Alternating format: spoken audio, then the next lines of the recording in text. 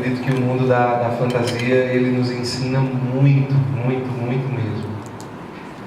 E, naturalmente, nós somos pessoas atraídas por isso, né? Então, quando você começa a ouvir que tem alguém que tem o dom de ciências aguçado demais, e que o cara sai adivinhando a vida de todo mundo, vai todo mundo curioso atrás desse pregador, desse padre, né?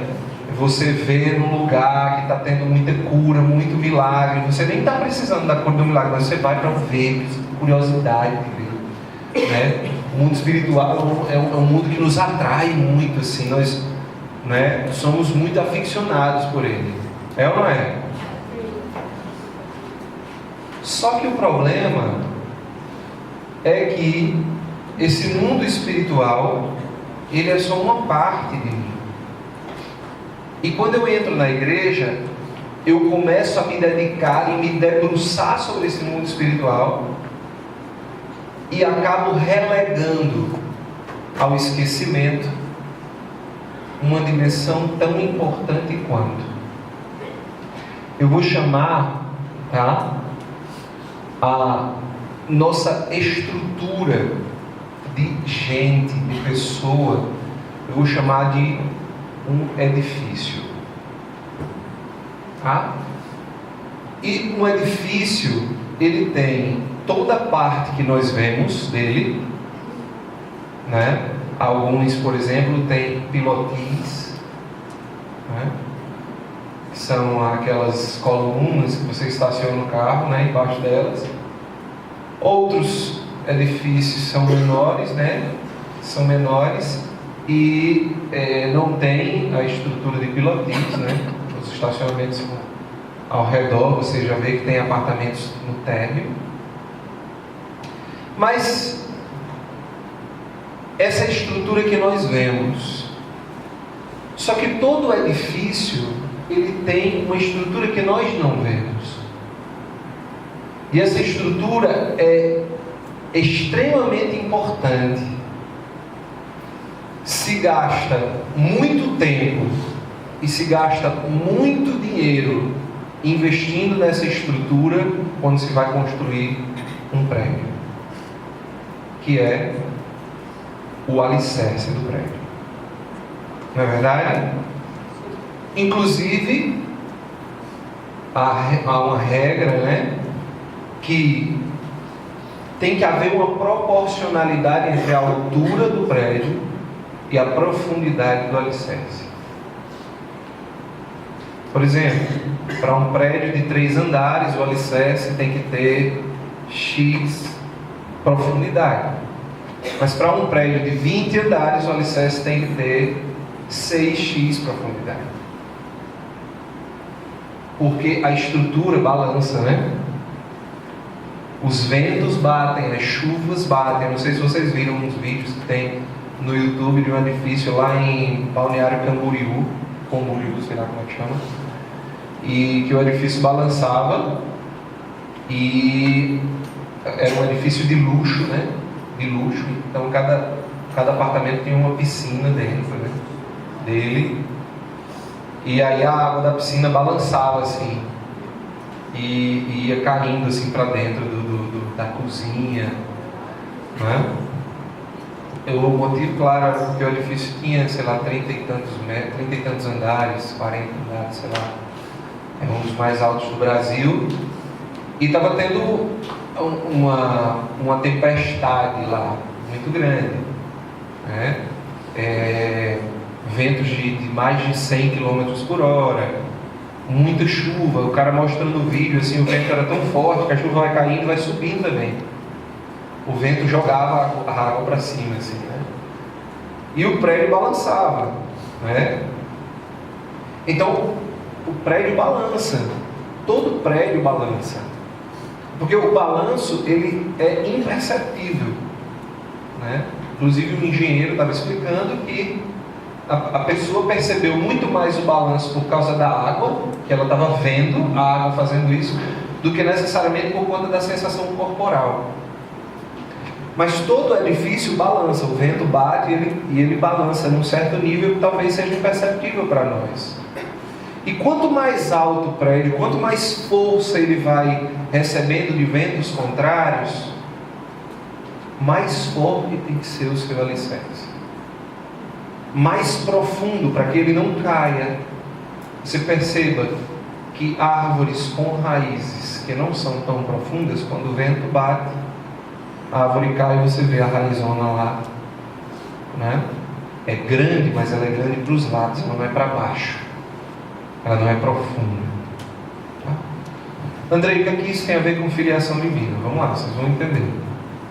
Estava compartilhando com o Felipe que um frade franciscano, muito amigo da nossa comunidade, sempre vai dar formação na nossa comunidade. No ano passado, ele nos deu uma formação que foi muito importante para nós. Pelo menos muito importante para mim. A partir dela, eu comecei a construir uma série de reflexões na comunidade. E esse frade, ele nos dizia assim: olha, Andrei, Deus quer construir um edifício espiritual sobre você. Deus quer construir um edifício espiritual sobre você.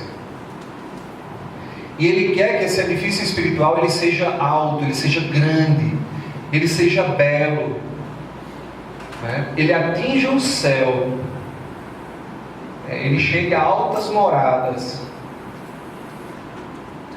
Mas todo edifício espiritual é construído, e Deus constrói sobre alicerces humanos. Todo edifício espiritual Deus constrói sobre bases humanas. E aí vamos pegar a minha analogia.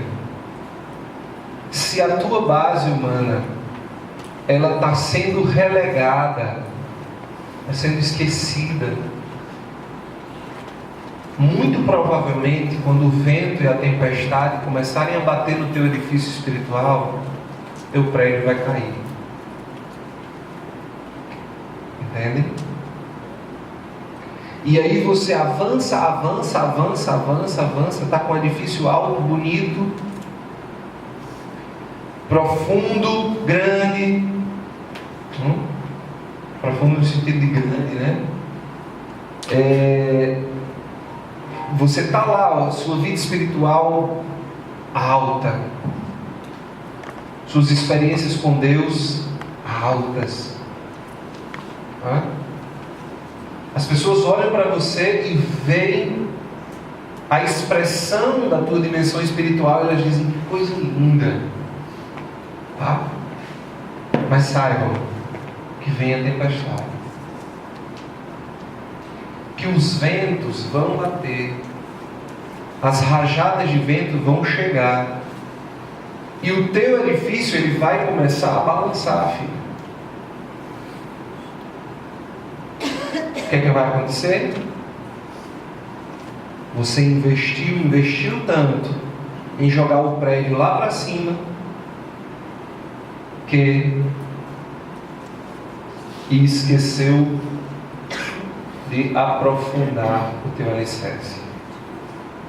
E quando o vento balançar, você não vai ter base humana para sustentar aquilo que está te abalando. Compreende? Bom, então diga para quem está do seu lado aí: Deus quer construir um edifício espiritual em você, sob suas bases humanas. Compreendem, sim ou não? Então vamos lá. Hoje eu vou falar para vocês sobre a filiação divina. E para mim, a filiação divina é o comecinho, a parte mais baixa. Entenda mais baixa não como mais pobre ou menos importante. Neste caso aqui é o inverso. A parte mais profunda do alicerce espiritual do edifício que você está construindo. Ou seja, ser filho de Deus. Deixa eu dizer uma coisa para vocês. A primeira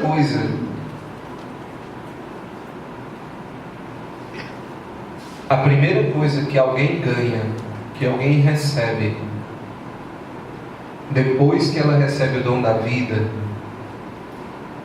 é uma paternidade, uma filiação. É ou não é? No momento que Deus dá a vida a alguém, a primeira coisa que ela ganha, por consequência, quase concomitantemente à vida, é um pai ou uma mãe. Ou, melhor dizendo, uma filiação. Para nascer, para existir, você precisa ser filho. E isto é de uma profundidade muito grande. É a primeira coisa que você recebe da sua existência inteira.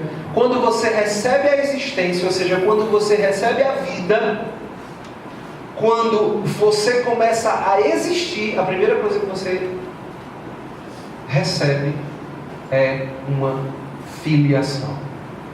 Você está ligado a um pai e uma mãe. Vocês entendem? Sim ou não? Sim. Então, quando nós falamos de filiação, é preciso que a gente entenda uma coisa muito importante. Aquilo que nós entendemos de quem nós somos filhos vai dizer muita coisa do nosso futuro. Por exemplo, o Lumen trabalha com muitas pessoas em situação de risco.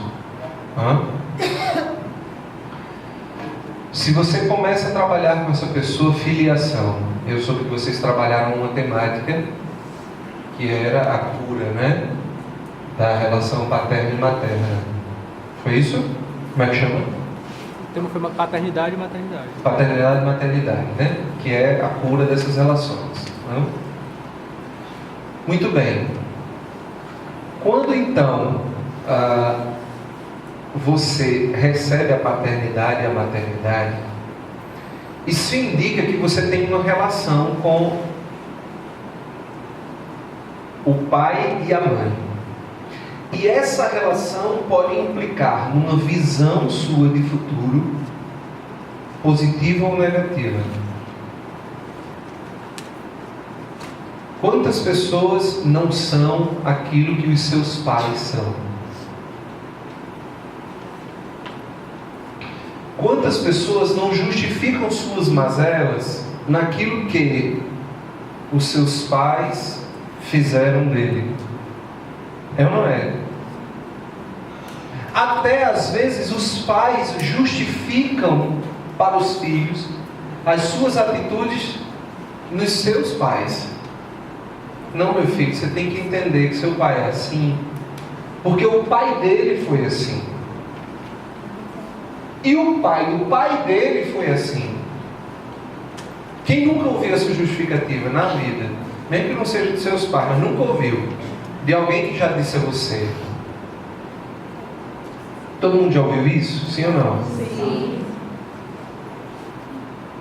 Não, minha filha, mas olha, sua mãe é estressada desse jeito. Você precisa entender como é a família dela, né? A mãe da minha esposa, ela faleceu ano passado, né? Ela perdeu a mãe ano passado. Mas a mãe dela era uma figura estressadíssima, né? Extremamente, como é que eu posso falar? Extravagante, né? Uma vez ela estava discutindo dentro do carro, estávamos eu e ela. Aliás, ela não estava dentro do carro nesse dia. Eu dirigindo, ela discutindo no telefone com alguém. uma questão de trabalho. E a pessoa do trabalho parece que ofendeu ela sem querer, né? Disse assim, não, mas você precisa, olha, você está precisando. Parece que a pessoa lá disse alguma coisa assim, você está precisando de um psicólogo. Eu sou psicólogo de formação, né? E dia 26 agora de fevereiro eu estou defendendo o meu doutorado. Graças a Deus. Depois de uma luta imensa, quase que não acaba, vou terminar. E aí, a minha sogra começou a gritar dentro do carro, né? Eu tô ficando maluca! O meu genro é um doutor! Em psicologia eu tô aqui do lado dele! Já fui colocado na jogada, né? Quem tá precisando é você, eu vou dar o número dele pra você!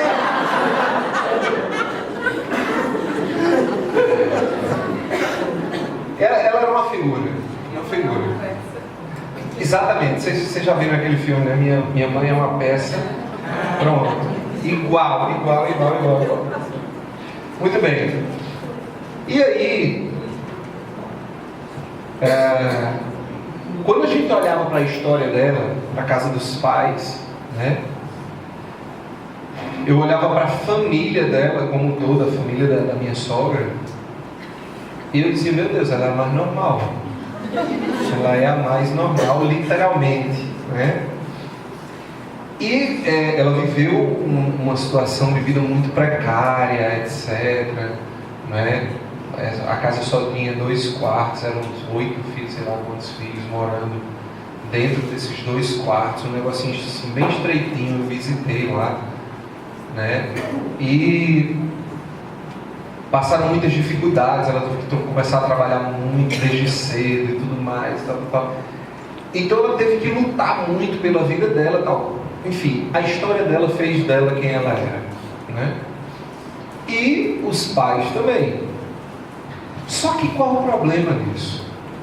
O problema é que nós nos acomodamos nessa ideia de que nós somos filhos dos nossos pais. E por isso vamos ser peixinhos. Né? Filho de peixe, peixinho é. Eu quero dizer para vocês que isto não é verdade. Tá? A primeira coisa que eu queria ensinar para vocês hoje é que vocês não são filhos dos seus pais. Vocês entendem isso? São Francisco de Assis, certa vez, quando o pai dele colocou a vida dele em xeque e fez ele devolver todas as coisas e colocou ele em praça pública, né? São Francisco tirou a roupa do corpo. Não sei se vocês já leram isso, mas se leram devem lembrar. Ele ficou nu, entregou até a roupa do corpo ao pai e olhou para o pai disse assim, você vai fazer isso com seu pai? E ele disse, a partir de hoje eu tenho um outro pai. O que Francisco estava querendo dizer com isso? Ele estava desprezando tudo aquilo que o pai dele fez? Não. O que Francisco estava dizendo é, eu tenho um pai que é acima do Senhor e que eu não posso desobedecer a este pai para obedecer ao Senhor. Francisco assumiu uma outra paternidade. Deus era seu pai. E no livro do irmão de Assis diz até assim, Deus era seu pai e sua mãe. Né? Então, Deus cuidava agora de Francisco, era o pai. Então nós precisamos, a primeira coisa que nós precisamos fazer para ajustar o nosso alicerce é entender que nós somos filhos de Deus.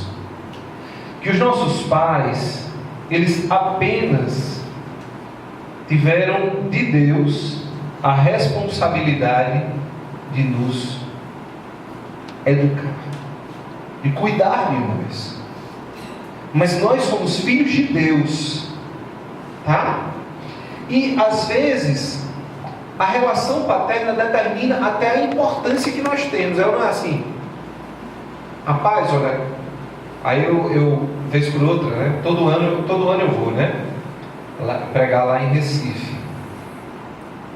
E eu vou pregar no colégio Damas de Recife, né? Aqui também tem, né? Eu estava falando assim, Santa Cecília, né? Pronto. Aí eles sempre me levam lá para dar palestras. E me lembro como se fosse hoje, né? Que no primeiro ano que eu fui pregar, lá no colégio Damas de Recife, o filho do governador, não sei se vocês lembram, Eduardo Campos, que faleceu num acidente de avião, né? Os filhos de Eduardo Campos estudavam no colégio, né? Então, só que os meninos eram super humildes, muito simples, né? Nos encontros, por exemplo, estavam lavando banheiros e tudo mais. Mas quando a gente chegou, o pessoal dizia assim: olha, mas os filhos do governador. Vocês estão entendendo? O filho do governador. O filho do presidente. Vocês estão entendendo? É o filho de fulano de tal. É o filho de cicrano. Vocês estão entendendo? É o filho do...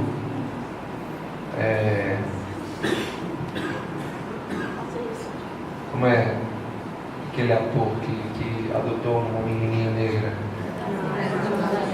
Bruno Galhaço. É o filho do Bruno Galhaço. A filha do Bruno Galhaço. Vocês estão entendendo? A menina ganha importância por causa do pai. Entende onde eu quero chegar, tá? E nós vamos ganhando importância ou menos importância de acordo com quem nós somos filhos.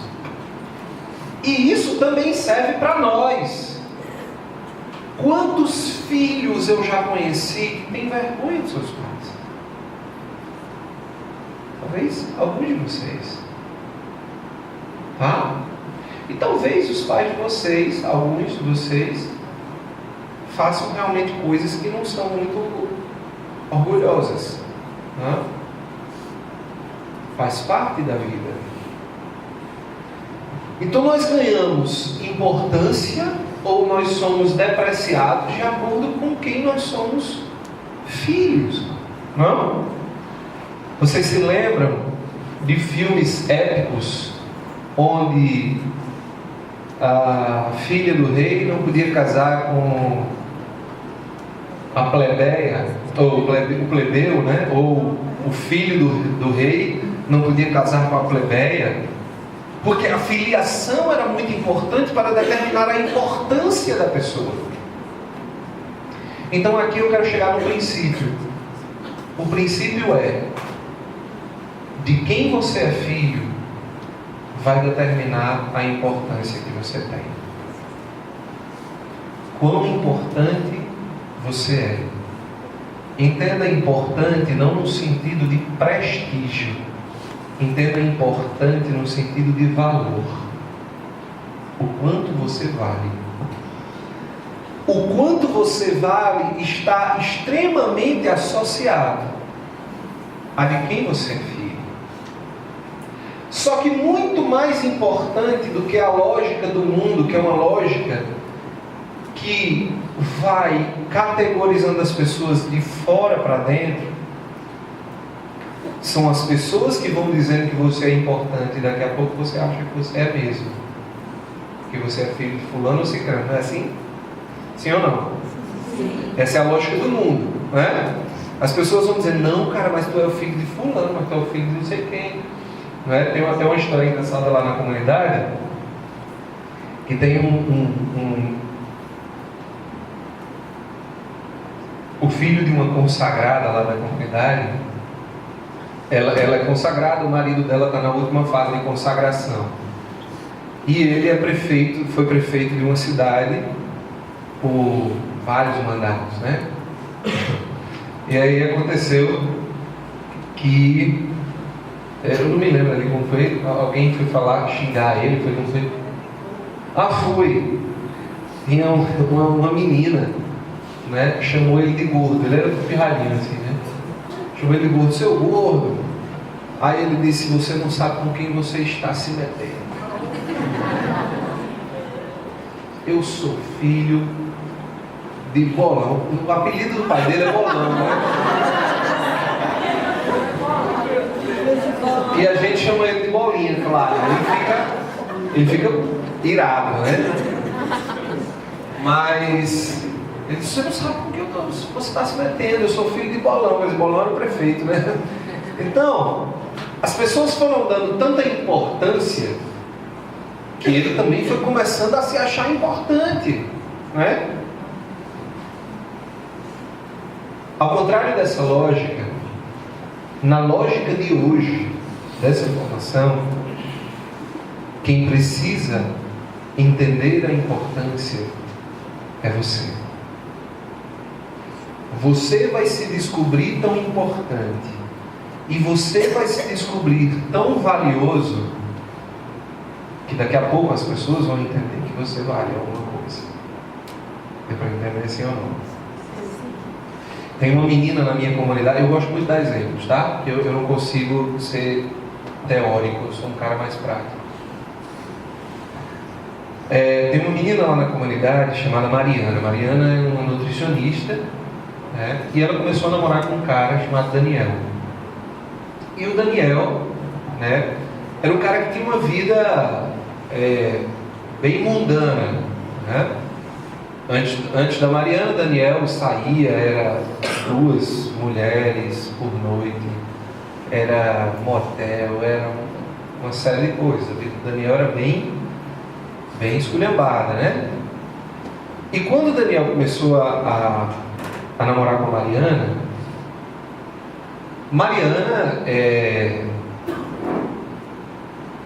como membro da comunidade, na época o Daniel não era, hoje é, né? Hoje é servo da comunidade. E a Mariana, na época, membro da comunidade, totalmente com a compreensão total do seu valor, né? Então, porque tinha a compreensão do seu valor, vivia a castidade. O Daniel, então, começou a dizer, não, mas por que não? A gente se ama, e por que não? Né? Vamos lá. A Mariana fez, olha, pode ir embora, cara. Tchau. Minha vida não depende de homem. Aí o Daniel fez, não, peraí, não é bem assim, né? Quais são as cláusulas mesmo do negócio? Mariana é uma menina muito decidida mesmo, assim. Ela lá na comunidade, ela é a pessoa responsável pela ação social da comunidade, né? E a Mariana muito decidida. Inclusive, ela queria muito estar aqui, mandou aí, disse que era para gravar para ela, não sei quem, o encontro, né, que está tendo lá do Éden. Enfim, e aí, não, porque foi o Éden que me chamou, tá bom? Não é porque é do Éden, não.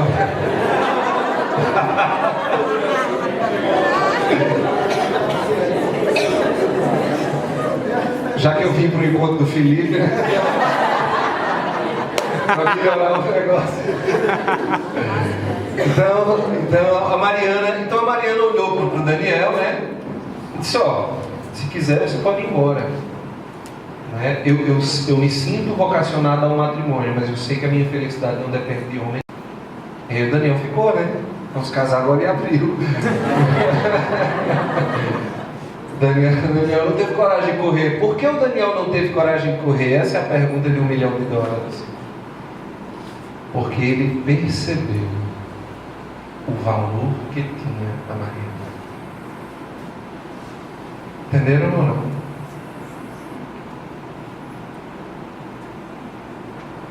Eu me lembro que eu atendendo jovens, né? Escutava mulheres que diziam assim, mas se a gente tiver relações sexuais, elas diziam assim, eu estou falando mais comedidamente, né? Diziam, se a gente tiver relações sexuais, o homem fica doido, a gente amarra ele. Não entenderam nada, né? Você amarra alguém que enquanto puder estar tirando de você aquilo, ele vai tirar. Quando ele conseguir outro, ele dá um chute na sua bunda porque você está desgastada e vai para outra, né? A gente amarra mesmo as pessoas com laços de amor, de valor, quando nós entendemos o nosso valor. Se nós entendermos o nosso valor de dentro de nós, as pessoas vão começar a reconhecer o valor em nós. Elas vão começar não só a nos respeitar, mas a olhar para nós como referências. São Francisco era o pobre de Assis, o pobre mais seguido de sua época. São Francisco era, nos seus inícios, facilmente confundido com qualquer mendigo, inclusive rejeitado, enxotado por muitas pessoas, porque tinha gente que nem reconhecia mais ele. Mas a fidelidade e o reconhecimento desse valor que ele tinha fez com que as pessoas fossem reconhecendo o valor em Francisco. Entendam o que eu estou querendo dizer. O mundo reconhece o valor da tua filiação de fora para dentro. Eles começam a dizer que você é importante. E mais cedo ou mais tarde eles vão também tirar o teu valor. Eles vão também te dar uma rasteira. Porque é assim que o demônio faz. Não há nada que o demônio dê que ele não tire depois de uma maneira pior. Né? Eu não sei se vocês assistiram já filmes assim de magia, dessas coisas, né? Mas quem já assistiu, existe uma regra na magia que diz que toda magia tem seu preço, né? Toda mágica tem um preço grande a ser cobrado por ela. Pois muito bem, o mundo faz isso com você. Ele te dá o teu valor. Começa a dizer, você é importante, porque você é filho de não sei quem.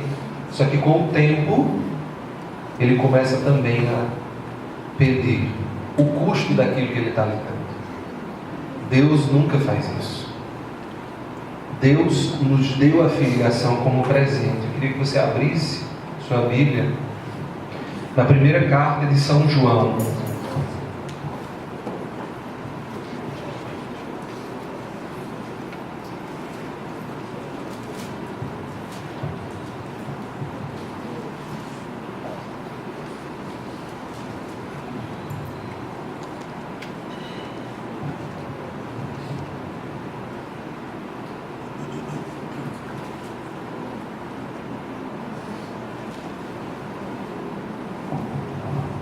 Primeira carta de João, capítulo 3, diz assim: Vede que grande presente de amor o Pai nos deu, sermos chamados filhos de Deus, e nós o somos.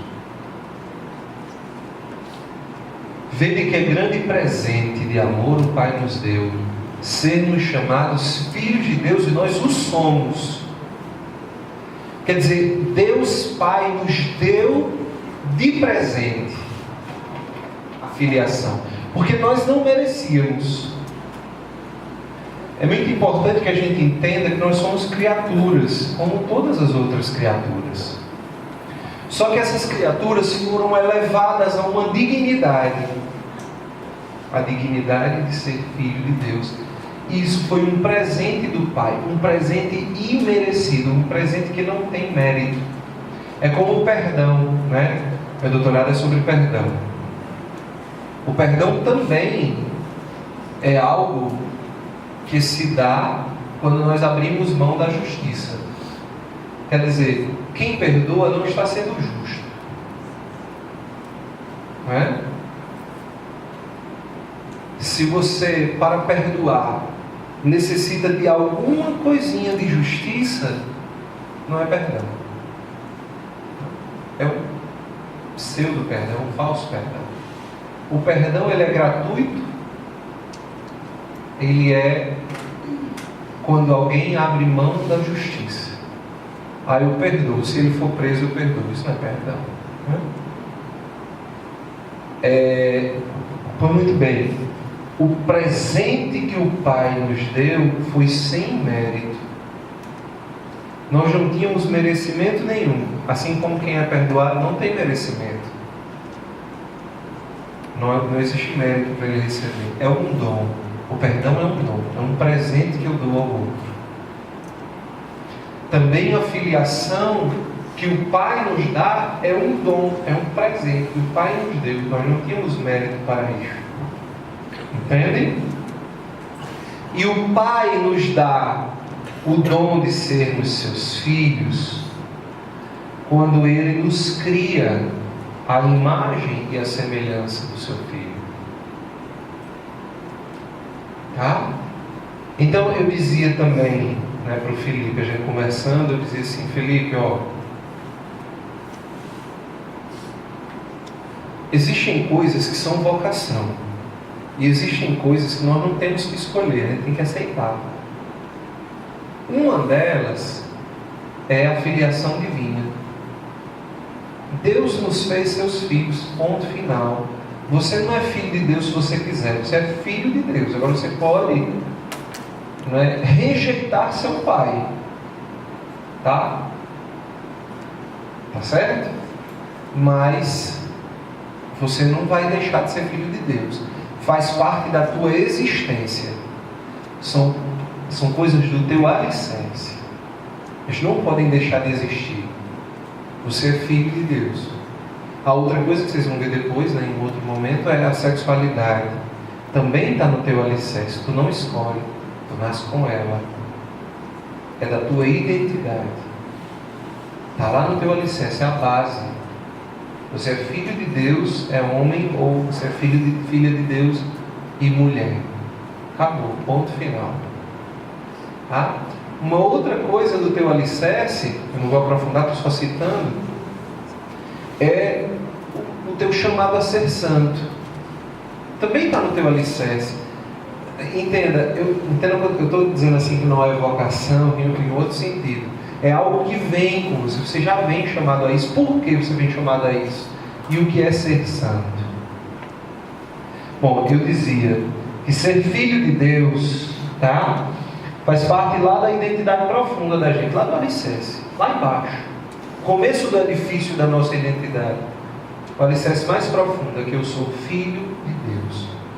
Eu não sou filho do meu pai e da minha mãe. Eu não vou mais justificar as escolhas erradas da minha vida, os caminhos errados que eu tomo, o descontrole emocional ou temperamental. Eu não vou mais justificar isso nos meus pais. Eu tenho uma nova referência de pai, e por ele eu também serei uma nova pessoa. Eu tenho um outro valor. Se você vale o tanto quanto você é filho de alguém, então se você descobrir que você é filho de Deus, por que se desvalorizar tanto?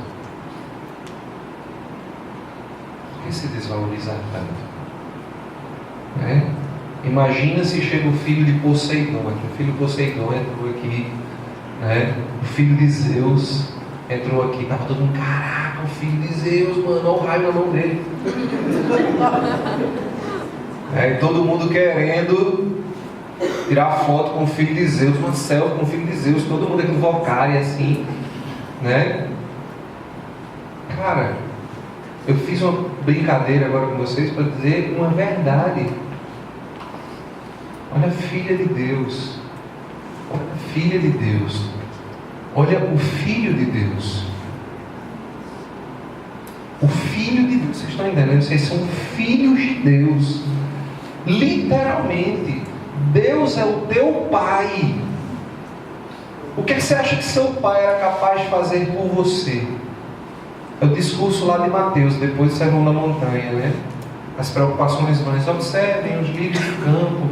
Eles não, né, tecem, nem fiam, nem, no entanto, nem Salomão, com suas vestes maravilhosas, se vestiu mais melhor do que um lírio desse do campo. Observe os pássaros do céu. Eles não plantam, nem colhem, nem guardam em celeiros. No entanto, o vosso Pai os alimenta. O que o vosso Pai, que fez isso com os lírios e com os pássaros, não fará com você? Alguém aqui é pai? Levanta o braço. Quem for pai. Não, pode ser pai não, tá? Desculpa. É isso, ela fez assim, eu não sei se eu sou pai.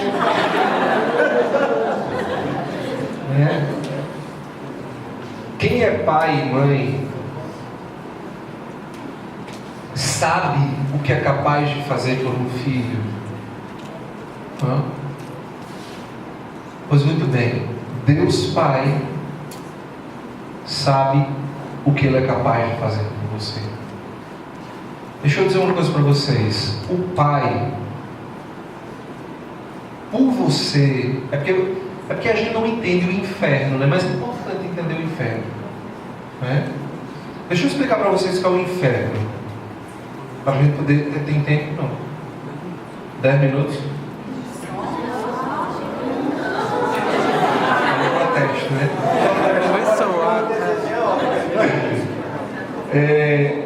Gente, o inferno foi uma realidade criada para os anjos. Vocês sabem disso, né? Está lá São Pedro que fala isso, né? O inferno foi criado para os anjos, não foi criado para os homens. Mas o demônio, para ofender ainda mais a Deus, fez os homens caírem no pecado dos anjos, de rejeitar a Deus, para dar aos homens também o mesmo destino que os anjos receberam. Sabia disso não? Muito bem, não sabemos. O inferno é um sofrimento eterno, tá? E não é um sofrimento pequeno, tá? Para entender o inferno, eu vou dar para vocês um lampejo do purgatório. Existe um santo chamado São João Maria Vianney, que é o padroeiro dos padres, também conhecido como São Cura d'Ares. Cura, porque é sinônimo da palavra pároco, e Ares é uma cidade da França, então o pároco de Ares, São Cura d'Ares. São Cura d'Ares escreveu um sermão sobre o purgatório. Se você quiser procurar na internet, você procura e dê uma lida. Quando você terminar de ler isso, você vai se arrepiar todinho, vai vir para a igreja, vai se confessar, e quando for saindo da porta, vai voltar para o bar para se confessar de novo. São Cura d'Ares escreveu um sermão sobre o purgatório, baseado também nas experiências místicas dele, né? E uma das coisas que o Cura d'Ares conta no sermão do purgatório é que 2 consagrados religiosos de uma comunidade combinaram de pedir a Deus, quando um dos 2 morresse, de pedir a Deus que pudesse contar ao outro em visão como era a passagem, né? E um deles morreu, pediu a Deus, e Deus concedeu que ele já no céu, depois que ele já chegou no céu, né, que ele contasse ao outro em visão. E ele apareceu então para o amigo e contou que ele havia passado 10 anos no purgatório. E o amigo disse: nossa, mas como você foi santo, né? você passou só 10 anos no purgatório. E o amigo disse: olha, eu preferia ter passado 10.000 anos, reparem, eu preferia ter passado 10.000 anos queimando o meu corpo vivo aí na terra do que 10 anos no purgatório. Eu preferia ter passado 10.000 anos tendo o meu corpo sendo queimado vivo 24 horas por dia, uma chama, do que passar os 10 anos que eu passei no purgatório. E o homem perguntou: mas então por que você passou? Por que você foi para o purgatório? Ele disse: porque você lembra das orações que nós tínhamos o compromisso de rezar de manhã e às vezes a gente rezava de noite? Pronto. Já pode acabar, vamos fechar aqui.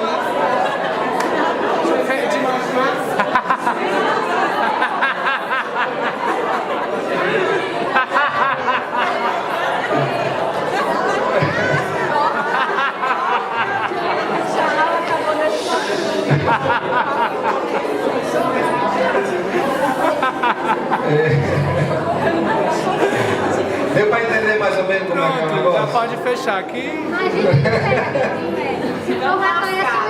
Não, escute, se o cara preferia passar 10.000 anos sendo queimado vivo aqui na terra, a passar 10 anos no purgatório, avalie você passar a eternidade no inferno. Já pode. Entenda que os santos, Santa Faustina, tá? Os videntes de Nossa Senhora de Fátima, Santa Bernadette de Subiru, a vidente de Nossa Senhora de Lourdes, e tantos outros santos, a quem Deus, nosso Senhor, permitiu ver o inferno, todos descrevem da mesma maneira. Imagine a sua pele sendo arrancada todo dia, você arranca a dor da sua pele sendo arrancada de você, pedaço por pedaço, todo dia. E quando você está na dor da morte, mas não pode morrer. Você está entendendo? Aquela dor que humanamente aqui na terra você morreria, lá você não morre, acabou essa história de morte. Então você é arrancado até o fim. E quando termina de arrancar, começa de novo, porque aparece de novo. Não é? Em outros lugares do inferno, porque o inferno também tem tipo graus, né? De acordo com o estado que a alma morreu. Então, por exemplo, todos descrevem, por exemplo, um lugar, um vale, e a pessoa em chamas, a dor de uma queimadura inteira, o tempo inteiro, completa, eternamente. Ah, André, eu acho que isso é um exagero do caramba. Meu irmão, você acha que é exagero? Você acha que é exagero Jesus ter saído do trono eterno, divino, da graça do Pai, tá? Jesus sentado na graça do Pai, tranquilo aqui, ó, descer do céu, vir à terra, passar 30 anos como ser humano, todo cheio de limites, arriscado a doença, sendo educado por homens, depois ser rejeitado e passar por todo o sofrimento da paixão que vocês conhecem, não é novidade para vocês, tá? Ele passou quase por um inferno, foi quase esfolado vivo, tá? Foi crucificado, morreu sem ar para que você não fosse para o inferno. Então você acha que a descrição que eu dei é exagero? Você acha que Deus iria enviar o Filho dele para livrar você de um lugar, e fez o Filho dele passar por tudo que passou para livrar você daquele lugar, se aquele lugar não fosse bem pior do que isso que eu estou falando? Andrei, você nos assustou, e é para assustar mesmo, tá? Eu preciso ter medo do inferno. Preciso ter medo do inferno. Vocês precisam entender isso, não é? Deus concedeu que Nossa Senhora fizesse muitas aparições no mundo. Em todas as aparições ela falou do inferno, para que nós pudéssemos olhar e dizer assim: eu não quero ir para esse lugar. Vocês estão entendendo? Diga-me.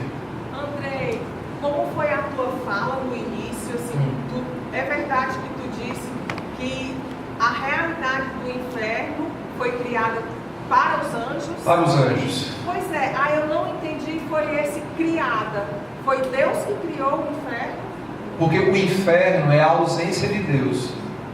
Entenda, Deus não criou, Ele saiu, Ele se ausentou. Aquela ausência nós chamamos de inferno. Por isso nós podemos viver um pouco do inferno, um relance do inferno aqui na terra, quando Deus se ausenta completamente da nossa vida. Quando nós tiramos Deus completamente da nossa vida. Então vamos lá, vamos entender o inferno. Tá? Não, Deus é luz. Porque como Deus é o criador de todas as coisas, aí quando falou que é uma realidade criada para os anjos, é o criado. Porque no momento que Deus saiu, criou. Foi uma consequência, né? Foi consequência da saída dele. Então imagine que Deus está neste lugar e ele sai deste lugar, que se tornou um inferno. Tá certo? Então, se Deus é luz, o inferno é trevas. Se Deus é amor, o inferno é ódio.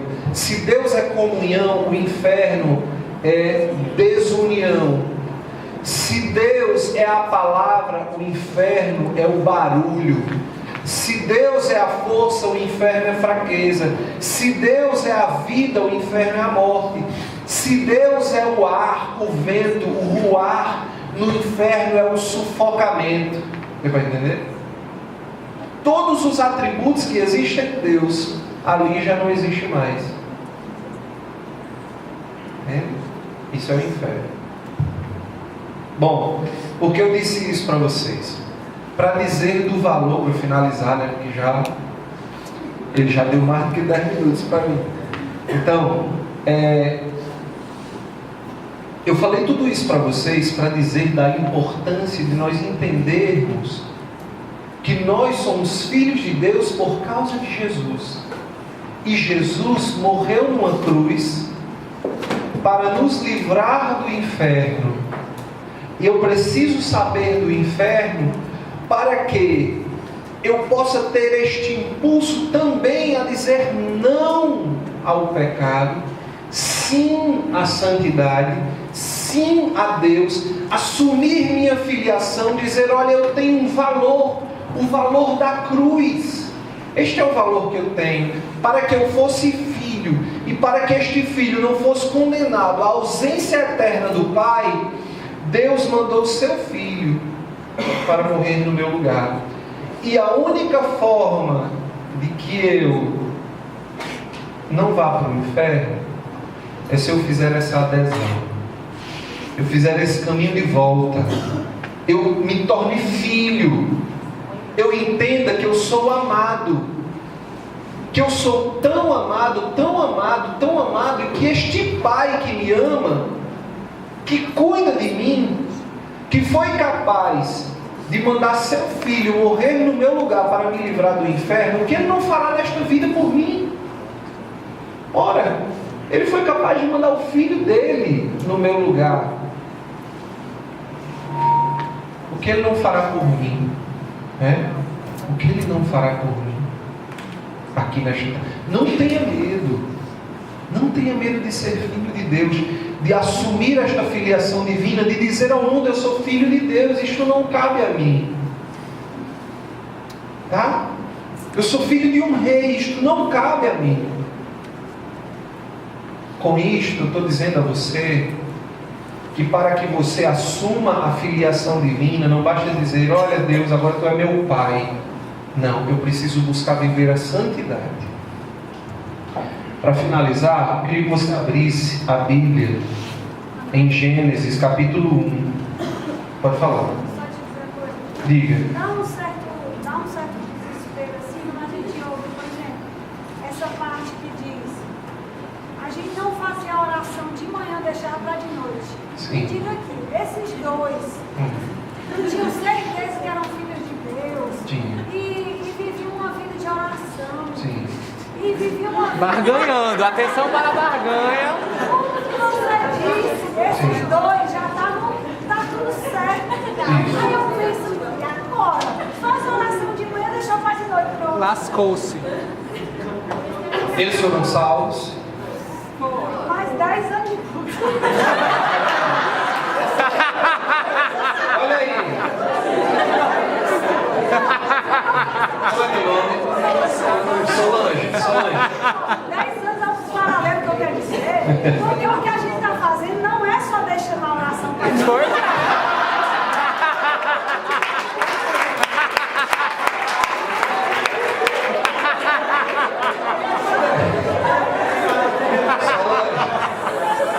Então, minha filha, Corre, tio. antecipe sua quaresma Cuida da e diga assim para você mesmo: converta-te. Né? Cuida na fuga. Converta-te. E crede no Evangelho.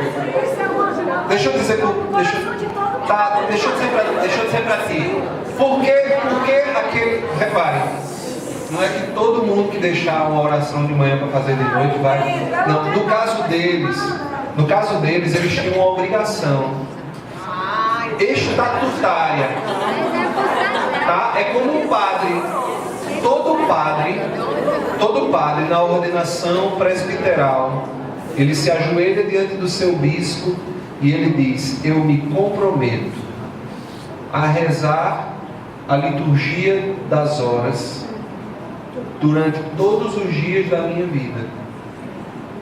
O padre que não reza a liturgia das horas, ele tem que começar a pensar no purgatório. Só concluiu, aí eu te dou a palavra, tá?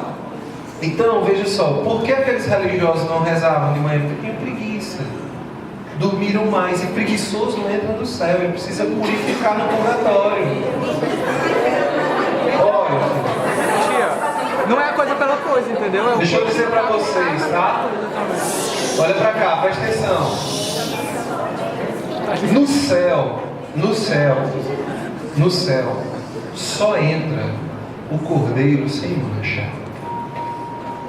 Só entra sem mancha. Qualquer vício que eu tenho, pensamento ruim, tudo isso vai ser purificado no purgatório. Então,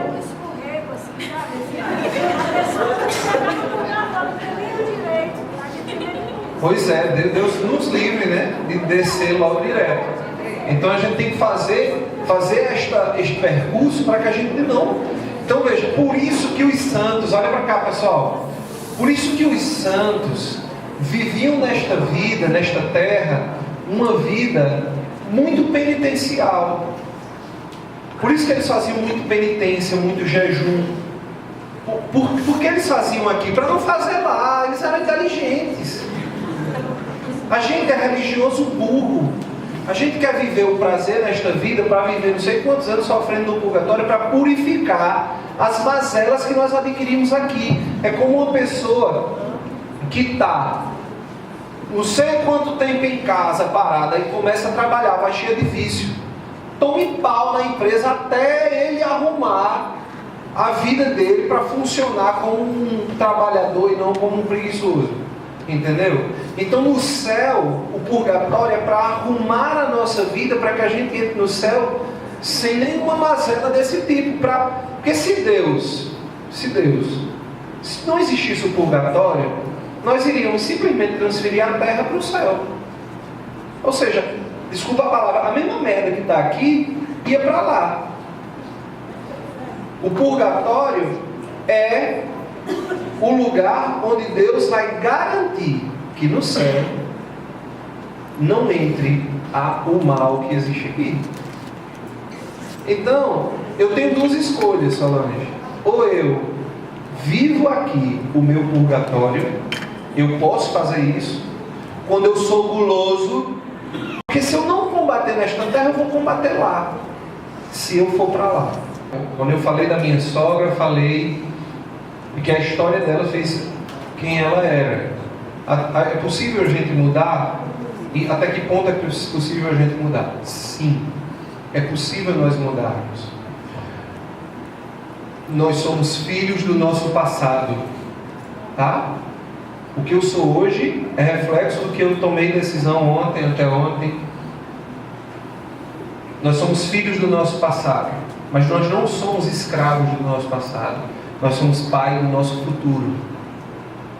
Então hoje é o dia que eu posso mudar a minha história. Andrei, eu posso mudar o meu temperamento? Não, eu não posso mudar o meu temperamento. Tá? Meu temperamento é assim e Deus quer usar deste meu temperamento para a sua obra. Tá certo? Mas eu posso purificar meu temperamento. A minha personalidade, eu posso mudar a minha personalidade? Não. Mas eu posso amadurecer a minha personalidade. Tá certo? Em virtude de quê? De que o meu temperamento e a minha personalidade contribuam para a salvação e para a obra de Deus. Por exemplo, se Pedro não fosse pedra, tá? Se Pedro fosse esponja, a igreja não era a igreja. Pedro tinha que ser pedra, ele tinha que ser cabeça dura para ele ir abrindo tudo pela frente com a cabeça grande dele. Entendeu? Ele precisava ter o temperamento que ele tinha para isso. Deus, quando te deu o teu temperamento e quando te colocou na tua família, te colocou para que também isto construísse em você, inclusive até o mal que você viveu lá, construísse em você alguma coisa que, se você voltar para Deus, vai se tornar bênção. Porque Deus tira um bem maior de todo o mal. Entende? Mas hoje é o dia que você pode mudar a sua vida. Eu tenho pregado muito para os jovens que o único dia que nós temos é o hoje. Isso não é uma coisa nova, isso é uma coisa antiga. Santo Agostinho dizia isso, né? O único dia que nós temos é o hoje. O passado não existe, já passou, o futuro não existe. E quando ele chegar vai ser presente. Então ele não existe de fato, né? Ninguém diz assim, olha, o cara vai para o cinema amanhã, aí você diz assim, olha, amanhã eu vou para o cinema, Felipe, né? Aí chegou o dia seguinte, aí você diz, pronto, vamos amanhã para o cinema. Você não diz, você diz, vamos hoje, né? Porque o amanhã, quando chega, se torna hoje. Futuro não existe. Uma vez eu atendi uma menina no consultório, que ela dizia assim, Andrei, eu só vou ser feliz quando eu for mãe. Eu dizia para ela, minha filha, olha, como é que você sabe que você vai ser feliz quando você for mãe? Primeiro, você não sabe se você vai ser mãe, né? Porque ser mãe é um dom, não é um direito da mulher, é um presente de Deus, não é um direito. Então você não sabe se você vai ser mãe. Depois, você não sabe se quando chegar lá e você for mãe, você vai ser feliz com isso. Você não sabe se quando seu filho chegar, vai ser o filho que você idealizou, como você hoje está idealizando que você vai ser mãe e feliz. Aí eu disse para ela, por que não ser feliz hoje? Vá no orfanato. Adote de coração uma criança, visite-a semanalmente, seja mãe. Se você vai ser feliz quando você for mãe, faça a experiência hoje. E você vai poder ser feliz hoje. E não amanhã, no dia que não existe. E se quando você estiver perto de ser mãe, casou, está perto de ser mãe, você morrer, a sua vida inteira esperando a felicidade, quando chegou na hora não teve. Antes de ter, acabou. O dia que nós temos é hoje. Hoje é o dia para sermos santos. Hoje é o dia para sermos filhos de Deus. Hoje é o dia para entendermos o nosso valor. Não amanhã. Amanhã não existe. O futuro não existe. Só existe o hoje. Só existe o agora. Nós vivemos num eterno domingo. Vocês sabem disso? Sim ou não? Nós vivemos num eterno domingo. Como foi que Deus criou o mundo? Deus começou criando o mundo em que dia? Qual foi o primeiro dia? Vamos lá, qual foi o primeiro dia? Domingo, porque segunda é segundo, né? Terça é o terceiro, quarta é o quarto, quinta é o quinto dia, sexta é o sexto dia e sábado é o sétimo dia. Tá? No sétimo dia Deus fez o quê? Descansou. Por isso que os judeus e alguns protestantes dizem que o sábado é o dia do descanso. Não é isso? Sim ou não? Sim. Vou explicar uma coisa para vocês bem interessante. Vocês vão sair daqui dizendo: caraca, aprendi um negócio novo. Já recebi ali um não. Quando chega no sábado, Deus estava vivendo um sábado conosco, olhando a sua criação, contemplando os seus filhos e vivendo um grande sábado. Aí o homem pecou. O homem e a mulher, né? Pecaram. E quando o homem e a mulher pecaram, o sábado de Deus foi interrompido. Deus então decidiu começar um domingo de novo, uma nova criação. Por isso que nós na liturgia interrompemos o sábado, na metade do sábado. E por isso que no sábado à noite nós começamos a celebrar um novo domingo. É o único dia da semana em que o sábado é interrompido, em que o dia é interrompido e começa um outro dia.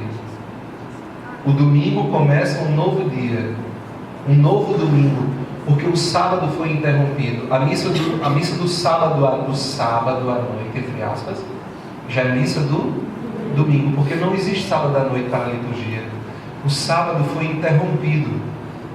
Deus começou um novo domingo. Esse domingo se eternizou com a ressurreição de Cristo e a criação recomeçou num novo domingo. Entendem? Nós vivemos no agora, é um eterno domingo, um eterno hoje, um eterno tempo de salvação, um eterno tempo de ressurreição, um eterno tempo de misericórdia, um novo tempo em que Deus nos fez novamente seus filhos. Amém?